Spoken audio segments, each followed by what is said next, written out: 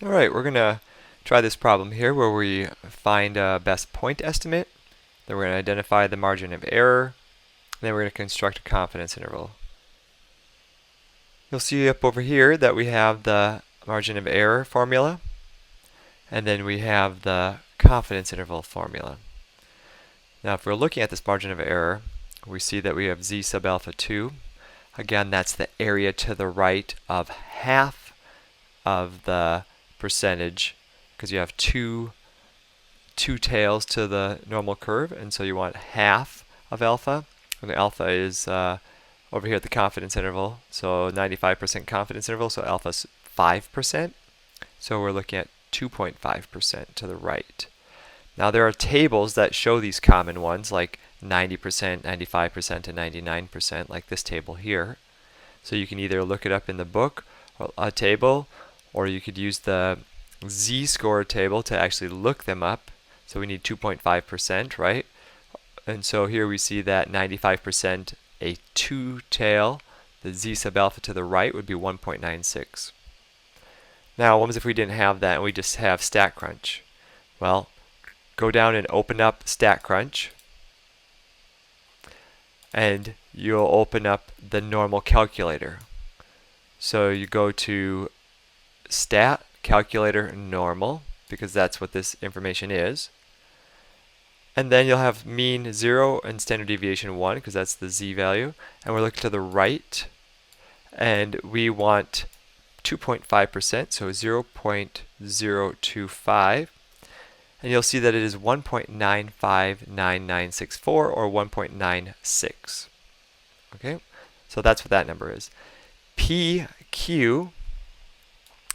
hat and Q hat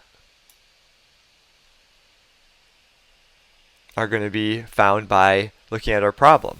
So let's read the problem. A drug is used to help prevent blood clots in certain patients. Its clinical trials among 4,432 patients treated with the drug. 154 developed the adverse reaction of nausea. Constructed 95% confidence interval for the portion of adverse reactions. Okay, so P hat then will be the 154 over 4,032, or approximately 154 divided by 4,432.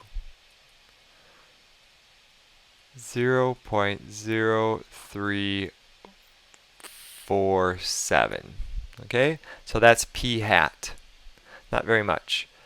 Q hat will then be equal to 1 minus that.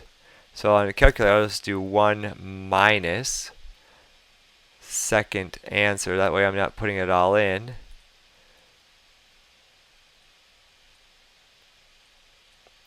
.96. I'll go to the same 4 decimals. 5.2, or round up to 5.3. Okay. So that's P hat, Q hat, and we need N. N was given in the problem, right? Among 4,432.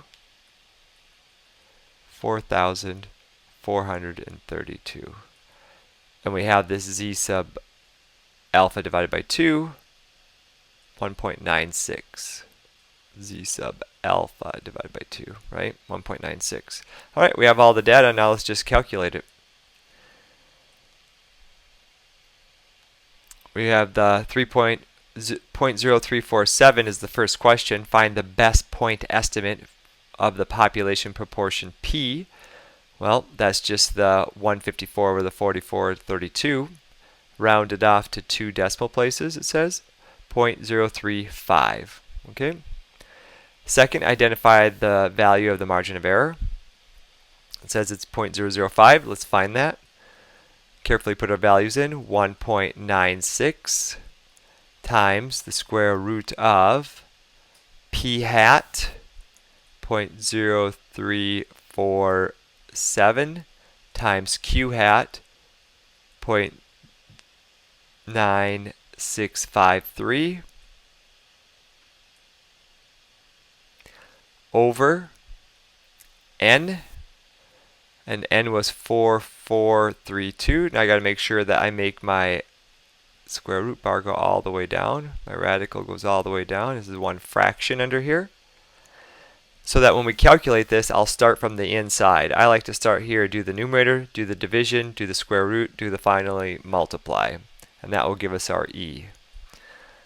So I'm going to start with 0.0347 times 0.9653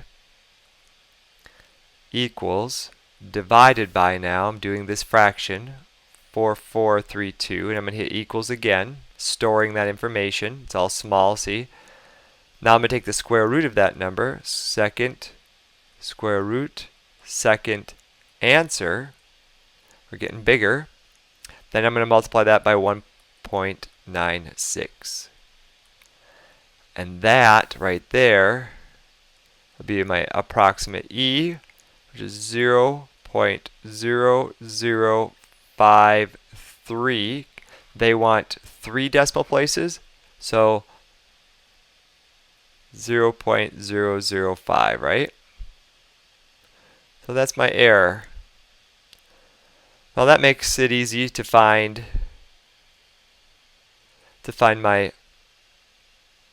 my confidence interval, which is the next question. Construct the confidence interval. Well, that's just going to be p hat, which is 0.0347 minus 0.005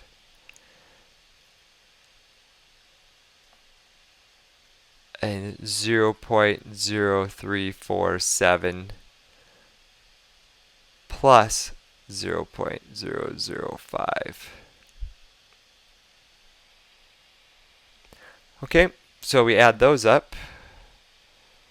0.0347 minus 0.005 equals 0.0297.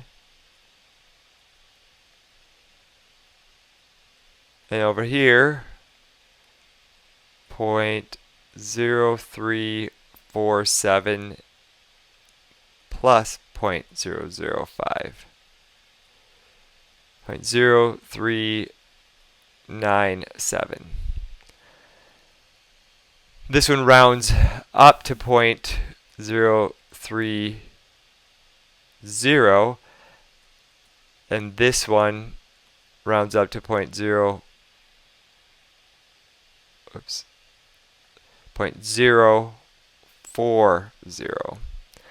Now, my math lab is 0.029. It's all depending on what they were using and when they were rounding. But even if you see this from this one, it still would be 0.30. So my math lab also has error confidence in here too. You can have it 0.001. So either of these are acceptable answers.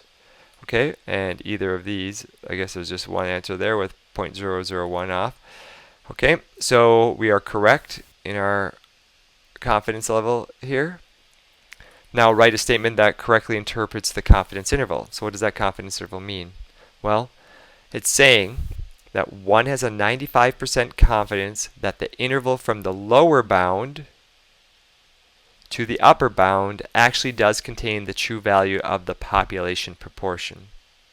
So we have a 95% confidence that the true value of the population proportion is between these two values. Okay, you can look at the rest of them. It doesn't kind of make sense. This is the interpretation. It's just a confidence that we have, and the higher the confidence, probably the wider the confidence interval. Okay. All right. If there's any questions, please post in discussion.